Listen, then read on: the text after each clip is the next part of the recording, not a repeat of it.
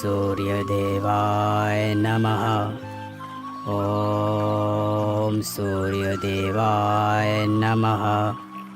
ओम सूर्यदेवाय नमः। राजा प्रत्येक दिन सूर्य को जल अर्पित कर उनकी आराधना करता था। राजा की कोई संतान नहीं थी।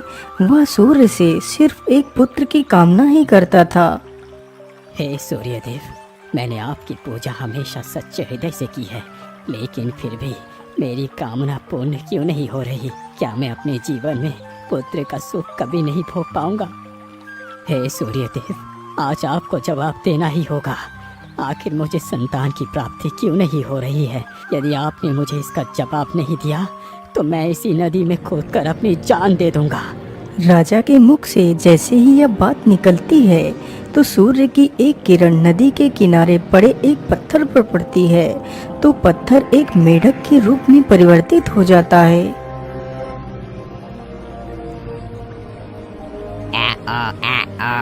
महाराज, आप इतना भावुक ना हो। आपकी मनोकामना अवश्य पूरी होंगी। जो मैं कहता हूँ उसे ध्यान से सुनो। महाराज, आप अरमेली की पहाड़ियों में चले जाइए। वहाँ पर आपको एक ऋषि मिलेंगे। जिस पेड़ के नीचे ऋषि बैठकर तपस्या कर रहे होंगे, उसी पेड़ पर आम के फल लगे हुए हैं। आप उस पेड़ के फल ऋषि से मांग कर ले जाना और अपनी पत्नी को खिला देना। सब कुछ ठीक हो जाएगा।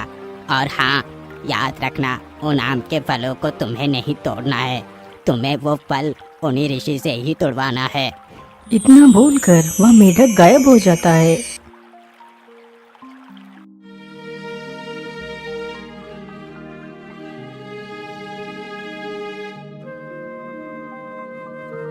महारानी, तुम चिंता न करो, अब हमें भी संतान का सुख जरूर मिलेगा। फिर राजा सारी कहानी अपनी रानी को बताता है। अच्छा महारानी, अब मैं चलता हूँ। तुम अपना ख्याल रखना, मैं जल्द ही लौट कर आऊँगा। इतना कहकर राजा अपने घोड़े पर सवार होता है और ऋषि से मिलने के लिए निकल पड़ता है।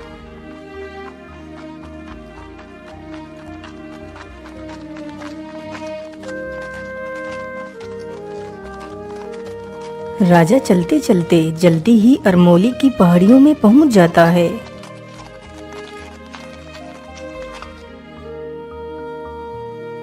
अब तो लगभग अरमोली की पहाड़ियों में आ चुका हूँ, लेकिन वो बाबा कहीं दिखाई नहीं दे रहे।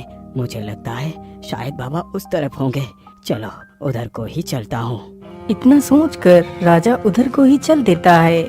कुछ दूर चलने के बाद राजा ने देखा कि वह ऋषि सामने ही बैठा है और वह अपनी तपस्या में लीन है। बाबा, आंखें खोलिए बाबा, मेरी सहायता कीजिए। क्या हुआ पुत्र? तुम इतना परेशान क्यों हो? क्या बात है? बाबा, मैं आपसे इस पेड़ के कुछ आम के फल लेने आया हूँ। अरे बेटा, तो इसमें इतना ज्यादा परेशान होने की क्या आवश्यकता है? तुम जितने चाहे यहाँ से फल ले जा सकते हो। नहीं बाबा, मुझे ज्यादा फल नहीं चाहिए। मुझे तो बस आम के कुछ फल ही चाहिए, वो भी आपके हाथों से। मैं खुद आम के फल नहीं तोड़ूंगा, वो फल आपको ही तोड़ कर देने हैं। ठीक है बेटा, यदि ऐसी बात है तो मैं तोड़ कर दे देता हूँ। इतना कहकर साधु उठकर खड़े हो जाते हैं और अपने हाथों से ही आम के फल तोड़ते हैं।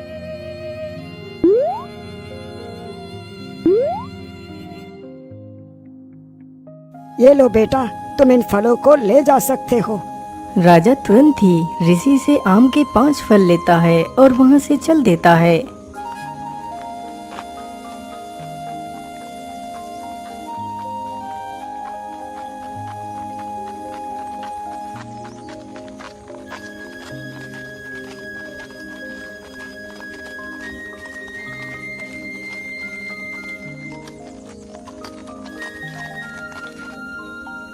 ओहो, मैं तो चलते चलते कितना ज्यादा थक गया हूँ।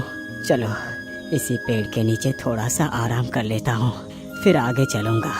इतना सोचकर राजा अपने घोड़े से नीचे उतरता है और पेड़ के नीचे आराम करने लगता है और अपने फल की टोकरी वहीं पर रख देता है। उसी पेड़ पर एक कौवा बैठा था। अरे वाह, उस टोकरी के भीतर तो काफी ज्यादा स्वादिष्ट फल रखा हुआ है। मैं ऐसा करता हूँ, इन फलों को उठा इतना सोचकर कौवा पेड़ से नीचे उतरता है और उस टोकरी में से 2 आम के फल अपनी चोंच में दबाता है और उड़ चलता है। कौवे ने दोनों आमों की डंडियों को अपने चोंच में दबा रखा था, क्योंकि दोनों आमों की डंडियां आपस में जुड़ी हुई थीं। कौवा आराम से उड़ता हुआ जा रहा था। कौवा एक महल के ऊपर से गुजरता है। तभी कौवे के मुख से आम की डंडी टूट जाती है और दोनों आम के फल राजमहल में गिरते हैं। अरे तेरे की, इतनी दूर से आम को चुरा कर लाया था, लेकिन ये आम तो मेरी किस्मत में ही नहीं थे, ये तो इस महल में गिर गए। अब क्या करूं? यदि मैं नीचे आम लेने गया तो राजा के सैनिक मुझे मार ही डालेंगे। अब तो बस एक ही रास्ता है, यहाँ से चुपचाप चला जाता हूँ और कोई दूसरा भोजन तलाश करता हूँ।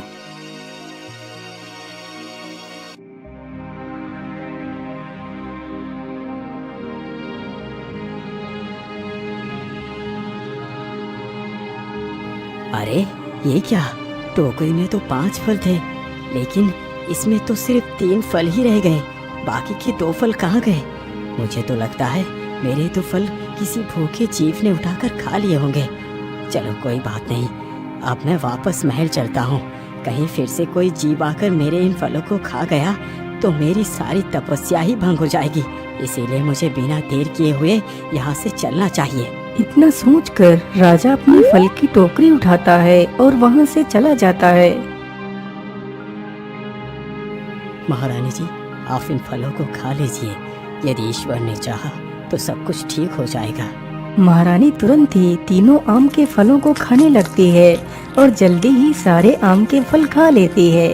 यह देखकर राजा बड़ा प्रसन्न होता है।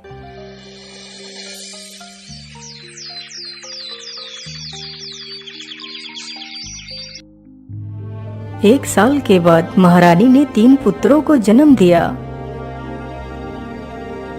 मंत्री जी, आज तो मेरे लिए सबसे ज्यादा खुशी का दिन है। आप जाओ और पूरे राज्य में धन दौलत बांटो और सबका मुंह मीठा करवाओ। राजा की आज्ञा मिलते ही सैनिक पूरे राज्य में धन दौलत बांटते हैं। धीरे धीरे राजा के तीनों बेटे बड़े हो रहे थे और शिक्षा ग्रहण कर रहे थे। राजा के तीनों राजकुमार अत्यंत बुद्धिमान और वीर थे।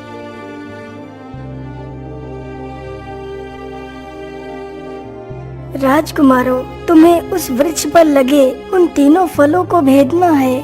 गुरुदेव की आज्ञा मिलते ही तीनों राजकुमार अपना अपना धनुष बाण संभालते हैं और बारी बारी से अपने लक्ष्य पर तीर छोड़ते हैं और अपने अपने लक्ष्य को भेद देते हैं।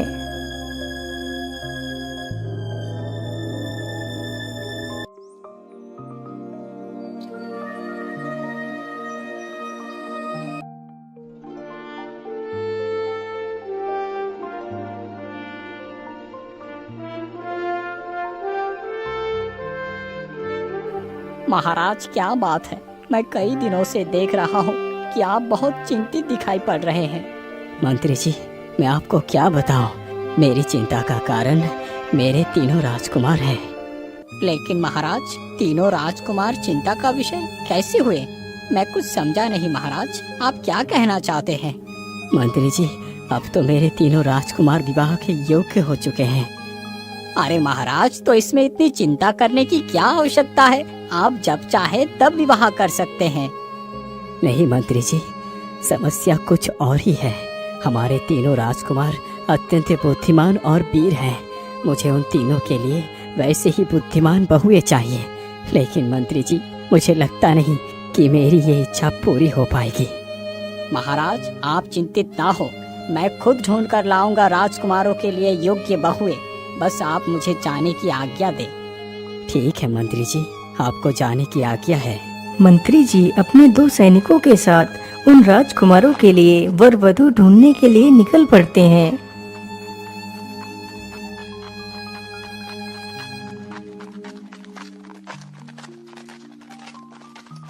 वो तीनों चलते चलते एक राज्य में पहुंचते हैं।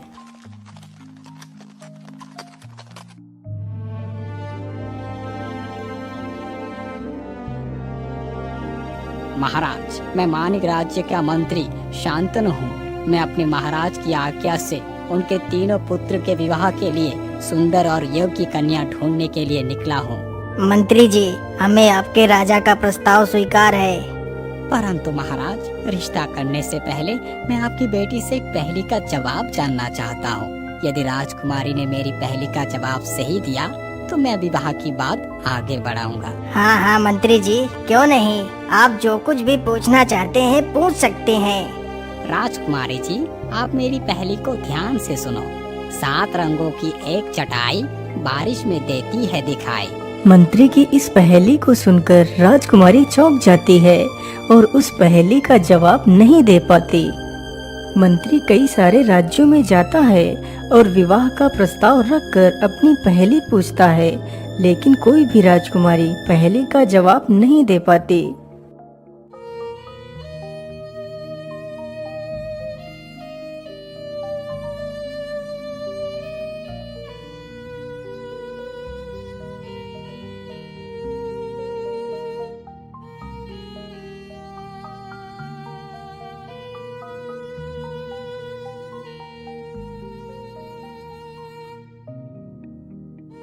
मंत्री जी, ये तो बड़ी ही दुविधा की बात है। अब क्या करें? महाराज, यदि आप मेरी माने तो आपको ये फैसला ईश्वर पर छोड़कर एक प्रतियोगिता करनी चाहिए। कैसी प्रतियोगिता मंत्री जी? मैं कुछ समझा नहीं। महाराज, तीनों राजकुमारों से कहिए कि वो अपने अपने धनुष बाण को लेकर तैयार हो जाएं और अपने अपने कमान से तीर को चलाएं। राजकुमार का तीर जिस किसी के घर पर जाकर गिरता है तो उस राजकुमार का विवाह उसी घर के कन्या के साथ करवा दिया जाएगा। ठीक है मंत्री जी, मुझे आपकी प्रतियोगिता की राय अच्छी लगी। सैनिकों, प्रतियोगिता की तैयारी की जाए। राजा की आज्ञा होते ही प्रतियोगिता की तैयारियां हो जाती हैं। तीनों राजकुमार अपना अपना धनुष बाण लेकर उपस्थित होते हैं। राजकुमारों, अपनी अपनी कमान को संभालो और किसी एक दिशा में निशाना लगाकर तीर को अपनी पूरी शक्ति के साथ छोड़ो। बड़ा तथा मंझला राजकुमार दोनों एक ही दिशा में तीर को छोड़ते हैं, लेकिन छोटा राजकुमार अपने तीर को एक विपरीत दिशा में छोड़ता है। बड़े और मंझले राजकुमार का तीर उसी राजा के राजमहल में जाकर गिरता है, जिस महल के ऊपर से वह कौवा राजा के 2 आम चुरा कर ले जा रहा था और वह दोनों आम के फल राजा के राजमहल में गिर गए थे। उन्हीं फलों को खाकर उस राज्य की महारानी ने 2 राजकुमारियों को जन्म दिया था। मंत्री तथा सैनिक उन तीरों को ढूंढते ढूंढते उसी राज्य में पहुंच जाते हैं और सारी बात वहां के राजा को बताते हैं, तो राजा विवाह के लिए तैयार हो जाता है। अच्छा महाराज, अब आप मुझे जाने की आज्ञा दें। मैं ये खुशखबरी अपने महाराज को भी सुनाना चाहता हूँ। फिर मंत्री वापस अपने राज्य में आ जाता है और यह खुशखबरी राजा को सुनाता है। वाह मंत्री जी वाह, आपकी योजना तो सफल हो गई। लेकिन मंत्री जी, मेरे छोटे राजकुमार के लिए कहाँ का रिश्ता मिला है? आप उसका भी जांच कर मुझे सूचित करें। ठीक है महाराज, हम उनका रिश्ता भी आज ही पक्का करेंगे। बस आप मुझे जाने की अनुमति दें। ठीक है मंत्री जी, जाइए, हमारी अनुमति है आपको। इतना सुनकर मंत्री तथा सैनिक उस छोटे राजकुमार के तीर की तलाश में निकल पड़ते हैं।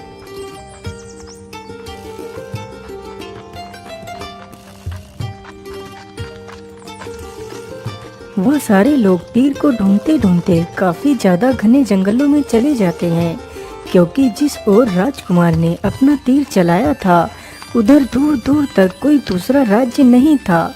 उधर सिर्फ और सिर्फ जंगल ही था। मंत्री जी, हमें तीर ढूंढते ढूंढते तो काफी समय गुजर चुका है, लेकिन कहीं भी वह तीर दिखाई नहीं दिया। हम लोग चलते चलते तो कितना थक गए हैं। चलो मालिक, हम थोड़ा सा आराम कर लेते हैं, फिर उस तीर को ढूंढेंगे। अच्छा ठीक है सैनिकों, यदि ऐसी बात है तो चलो हम उस बरगद के पेड़ के नीचे चलकर आराम करते हैं। इतना बोलकर वह तीनों उस बड़े से बरगद के पेड़ के नीचे जाते हैं।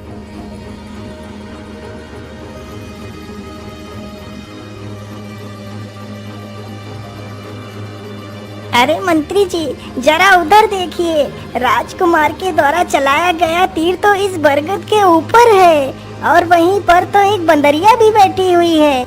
मंत्री ने जब ऊपर देखा तो तीर बरगद पर लटका हुआ था। उसके पास एक बंदरिया बैठी हुई थी। यह देखकर तो मंत्री हैरान ही रह जाता है।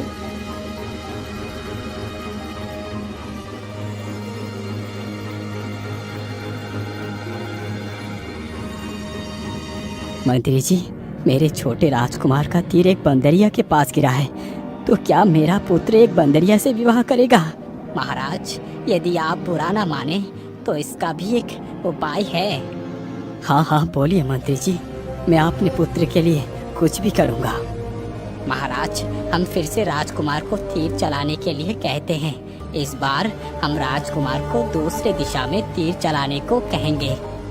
नहीं मंत्री जी, आप ये कैसी बातें कर रहे हैं? मुझे याद है हमने तीर चलाते वक्त क्या प्रतिज्ञा ली थी कि हमारा तीर जिस किसी घर पर गिरेगा तो हम उसी घर की कन्या के साथ विवाह करेंगे। मैं अपनी इस प्रतिज्ञा को नहीं तोड़ सकता। यदि मुझे उस बंदरिया से भी विवाह करना पड़े तो मैं खुशी खुशी विवाह करने के लिए तैयार हूँ। हो सकता है ईश्वर की यही इच्छा हो कि मैं एक बंदरिया से विवाह करूँ। नहीं पुत्र, तुम ये कैसी बातें कर रहे हो? तुम भला एक जानवर से विवाह कैसे कर सकते हो? लोग क्या कहेंगे पुत्र? तुम एक हंसी का पात्र बनोगे। तुम ऐसा मत करो।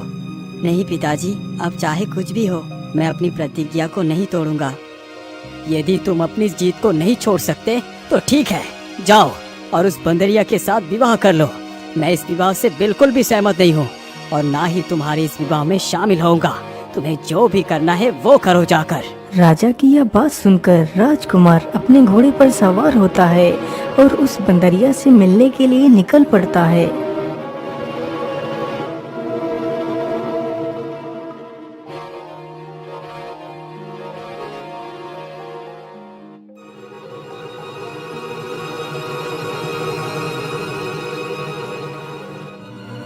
राजकुमार चलते चलते उसी पेड़ के पास पहुंच जाता है।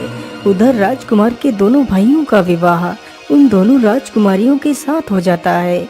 इधर राजकुमार वेद भी उस बंदरिया से विवाह कर लेता है। आज से तुम मेरी पत्नी हो और मैं तुम्हारा पति। चलो मेरे साथ राजमहल चलो। इतना कहकर राजकुमार उस बंदरिया को लेकर राजमहल की तरफ चल पड़ता है।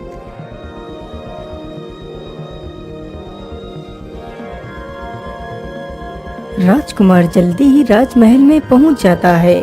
राजकुमार को उस बंदरिया के साथ देखकर सभी लोग हैरान ही रह जाते हैं। कुछ लोग तो राजकुमार का मजाक भी उड़ा रहे थे, लेकिन राजकुमार को इन सब से कोई फर्क नहीं पड़ता।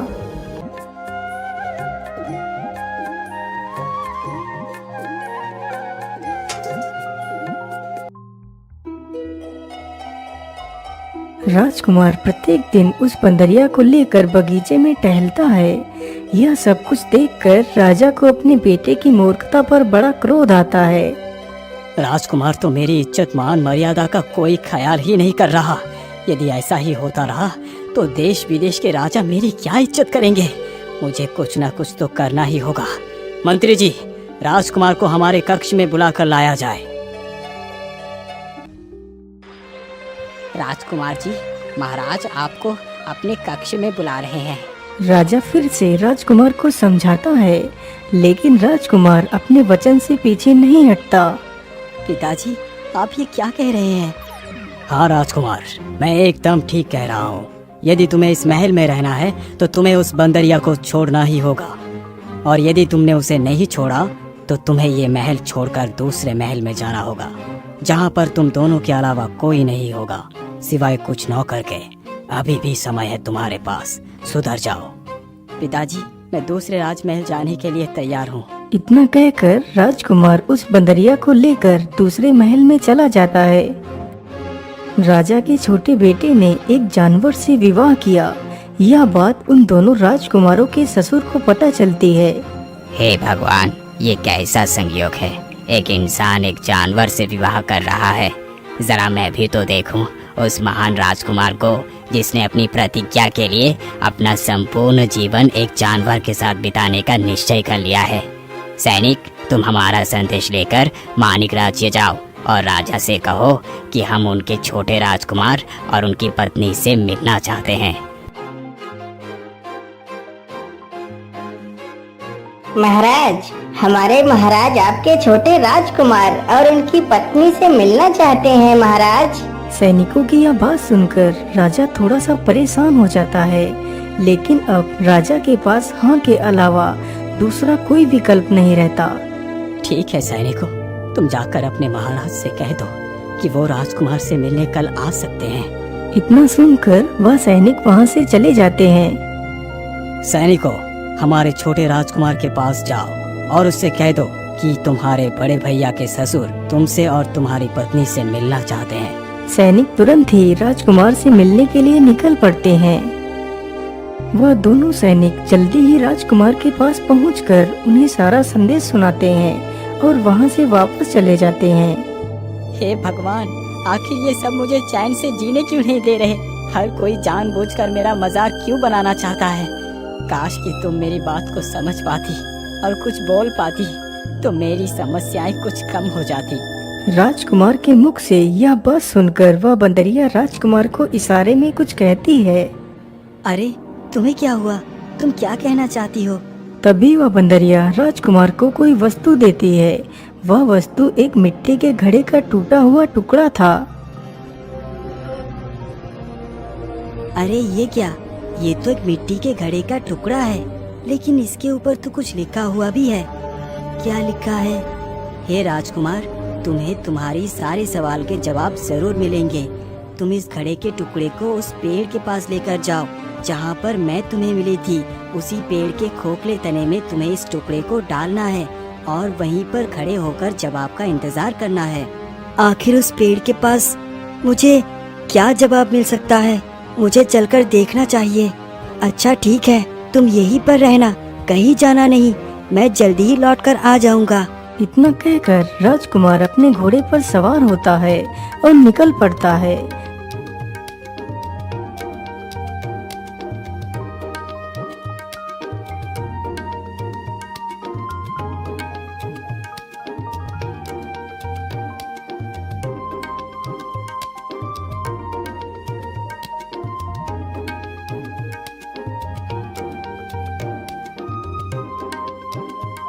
चलो अब मैं जल्दी से इस टुकड़े को इस खोखले तने के भीतर डाल देता हूँ। इतना सोचकर राजकुमार उस टुकड़े को खोखले तने में डाल देता है। फिर वह जवाब का इंतजार करने लगता है, जैसा कि उस मिट्टी के टुकड़े पर लिखा हुआ था। कुछ देर में ही उस पेड़ के खोखले तने से एक सुंदर सी स्त्री बाहर आती है। यह दृश्य देखकर राजकुमार थोड़ा सा सहम जाता है। राजकुमार जी, आप मेरे साथ चलिए। आपको हमारी राजकुमारी ने बुलाया है, वह आपसे मिलना चाहती हैं। लेकिन मैं आपके साथ इतने छोटे से खोखले तने में कैसे जा सकता हूँ? राजकुमार, आप चिंता ना करें, आप मेरे साथ साथ ही चलेंगे। इतना कहकर वे दोनों खोखले तने के भीतर चले जाते हैं। राजकुमार देखता है कि वह एक अलग दुनिया में ही आ गया है। महल के चारों तरफ सुंदर फूल लगे हुए हैं और महल के पास ही एक सुंदर सी नदी बह रही है। वहाँ की सुंदरता को देखकर राजकुमार हक्का बक्का रह जाता है।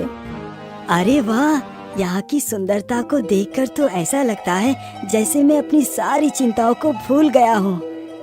चलिए राजकुमार, अंदर चलिए, हमारी राजकुमारी आपकी प्रतीक्षा कर रही होंगी। फिर वे दोनों राजकुमारी के सामने जाकर खड़े हो जाते हैं। बोलिए राजकुमारी जी, आपने हमें क्यों बुलाया है? राजकुमार जी, आप चिंता न करें, मैं आपकी चिंता और आपके संदेश को भली भांति जानती हूँ। आप आराम से अपने महल को लौट जाइए, बाकी सब मैं संभाल लूंगी। और अपने माता पिता से कहिए कि जो भी आना चाहता है वह आराम से आ सकता है। राजकुमारी इतना कहकर राजकुमार को अपनी शक्तियों से उस पेड़ से बाहर निकाल देती है। अरे मुझे तो बहुत जोर की नींद आ रही है। मैं ऐसा करता हूँ, थोड़ी देर इसी पेड़ के नीचे लेट जाता हूँ, फिर घर चला जाऊंगा। इतना बोलते ही राजकुमार उसी पेड़ के पास सो जाता है। राजकुमार को सोते सोते उसी पेड़ के पास सुबह हो जाती है। तभी उसकी आंख खुल जाती है। अरे ये क्या, मैं कहाँ हूँ? मैं तो यहाँ पर कल आया था, तो इसका मतलब मैं कल से इसी पेड़ के नीचे ही सो रहा था और आज तो मेरे घर में मेहमान आने वाले थे। चलो जल्दी से अपने घर चलता हूँ। राजकुमार तुरंत ही महल की तरफ चल पड़ता है और जल्दी ही महल में पहुंच जाता है तो देखता है सभी लोग बहुत खुश हैं।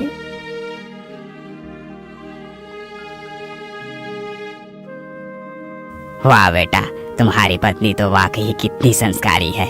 तुम तो कितने खुशनसीब हो जो तुम्हें ऐसी संस्कारी पत्नी मिली। राजकुमार उन सभी की यह बात सुनकर हैरान था। वह सोच रहा था कि वह सभी लोग उसका मजाक बना रहे हैं। राजकुमार तुरंत ही अपने कक्ष में जाता है तो देखता है सामने वही राजकुमारी खड़ी है जिसे उसने पेड़ के अंदर की दुनिया में देखा था। तुम यहाँ क्या कर रही हो? तुम तो मुझे दूसरे लोक में मिली थी। हाँ राजकुमार, मैं तुमसे मिलने के बाद तुम्हारे बिना रह ही नहीं पाई और तुम्हारे पास आ गई। अरे नहीं नहीं, तुम ये सब क्या कह रही हो? मैं पहले से ही शादीशुदा हूँ। मैंने तो तुम्हें ऐसा करने को कभी नहीं कहा। और मेरी पत्नी कहाँ है? राजकुमार जी, आप किसकी बात कर रहे हैं? उस डरपोक बंदरिया की, जो मेरे यहाँ आते ही दुम दबाकर भाग गई। आज से मैं ही तुम्हारी पत्नी हूँ। तुम सीधी तरह बताओगी या मैं अपने सैनिकों को बुलाऊं? जल्दी से बताओ, मेरी पत्नी कहाँ है? तुमने क्या किया उसके साथ? राजकुमार का उस बंदरिया के प्रति यह प्रेम देखकर राजकुमारी बहुत प्रसन्न होती है, क्योंकि वह बंदरिया कोई और नहीं बल्कि वह राजकुमारी ही थी। राजकुमार जी, मैं समझ गई आपके प्रेम को। आपका प्रेम उस बंदरिया के लिए सच्चा था, परंतु राजकुमार जी, वह बंदरिया कोई और नहीं, मैं खुद ही थी। मैं पाताल की राजकुमारी हूँ। मुझे तुम जैसे जीवन साथी की ही तलाश थी। मैं तो तुम्हारी परीक्षा ले रही थी। मैं ही तुम्हारी पत्नी हूँ। लेकिन मैं कैसे मान लूं कि तुम ही मेरी पत्नी हो? राजकुमारी अपने पति को विश्वास दिलाने के लिए फिर से अपने जादू से उसी बंदरिया का वेश बना कर दिखा देती है। यह देखकर राजकुमार बहुत प्रसन्न होता है। राजकुमारी फिर से अपने वास्तविक रूप में आ जाती है। बेटा, बहू ने हमें सारी सच्चाई बता दी है। अब तुम दोनों भी राजमहल वापस लौट चलो। इस प्रकार सभी लोग खुशी खुशी अपना जीवन यापन करने लगते हैं।